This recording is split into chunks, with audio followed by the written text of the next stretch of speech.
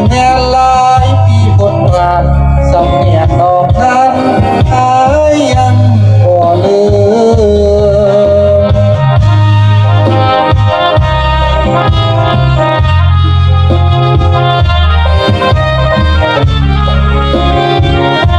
ถือว่าเป็นบรรยากาศ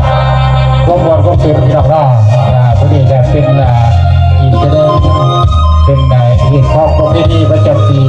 บาดแห่เขาเนาะบอกคนชุมชนชุมเล่าจะมีก็บอกวัตถุผักชวนเนาะ FP เข้าทั้งฟังไทยฟังเล่า